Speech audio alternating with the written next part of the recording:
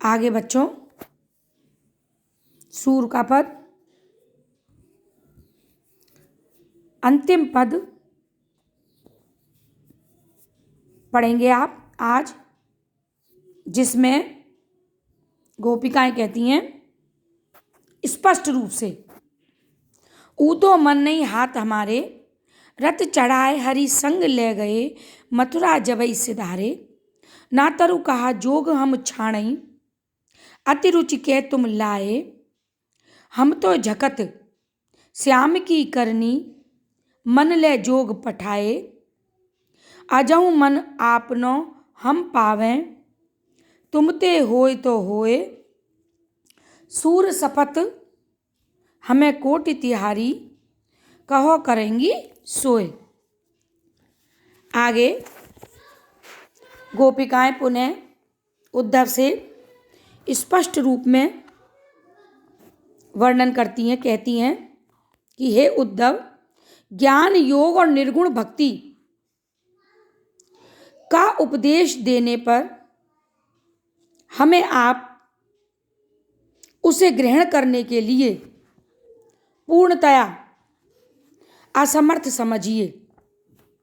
और यह कहते हुए वे बोली, ऊधो मन नहीं हाथ हमारे, हम अपने मन में ही तो तुम्हारे द्वारा दिए गए उपदेश को धारण करेंगी, मन से, अंतरात्मा से, हृदय से कृष्ण को निकालेंगी और ब्रह्म को स्थापित कर सकती हैं। लेकिन हमारे वश में, हमारे हाथ में हमारा मन ही नहीं है, मन नहीं हाथ हमारे, क्योंकि हे उद्धव, हमारा मन तो पूर्णतया परवश हो चुका है, श्री कृष्ण के वश में हो चुका है, और वे इस प्रकार अपनी विवशता, अपनी वेदना, अपने दुख को प्रकट करती हैं उद्धव के सामने कि जब प्रिय कृष्ण यहाँ से मथुरा गए, रथ चढ़ाए हरि संग ले गए, मथुरा जबई सिधारे। जब कृष्ण मथुरा गए थे रथ पर चढ़ करके,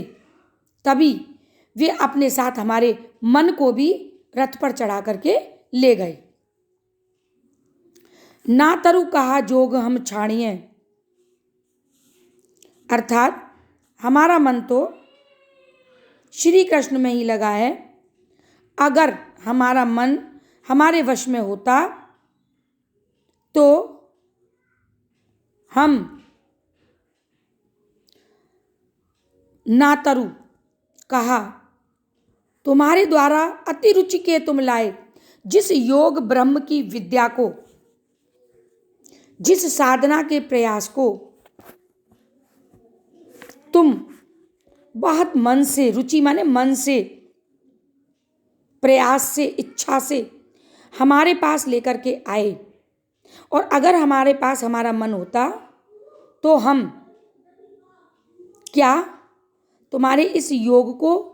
छाणई माने छोड़ती, ज्ञान योग को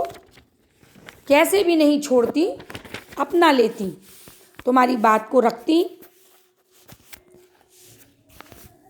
परंतु हम लाचार हैं कि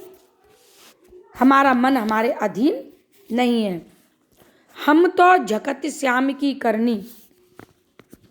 और अब हमें तो प्रिय श्याम सुंदर के इस करतूत पर, करनी पर, कुकृत्य पर झकत माने क्रोध आता है, खींचती हैं। मन ले जोग पठायो, कि हमारे मन को तो वो यहाँ से गए तब अपने साथ ले गए, और मन के बदले में, हमारे मन को ले जाने के बाद हमारे लिए उन्होंने इस योग को भेज दिया, योग विद्या को हमारे पास अपनाने के लिए भेज दिया। अब यदि इस योग के साथ अजहु मन अपनो हम पावे, तुम हमारे मन को लेकर के आए हो और आज भी अब दोबारा अजहु तुम हमें हमारे मन को लौटा दो या लौटवा दो, हमें हमारा मन प्राप्त हो जाए तो तुमते होए तो होए। तो गोपियां बोली, हे उद्धव, यदि तुम ऐसा करने में समर्थ हो, तुम ऐसा कर सकते हो और हम तुम्हारे इस प्रयास से अपने मन को प्राप्त करें या कर पाएं, तो सूरदास कहते हैं, गोपिकाएं कहने लगी, शपथ हमें कोटि तिहारी, एक नहीं हमें तुम्हारी शपथ है कि हम जो है वही करेंगी जो तुम कहोगे। तिहारी कहो करेंगी सोए, एक नहीं करोड़ों सौगंध भी खाने में हमें कोई परेशानी नहीं है, हमें कोई दिक्कत नहीं है, कोई तकलीफ नहीं है, और तुम्हारे द्वारा कहे हुए इस ब्रह्म ज्ञान को अपनाने में भी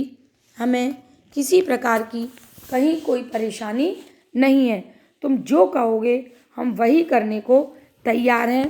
केवल हमें हमारा मन वापस कर दो।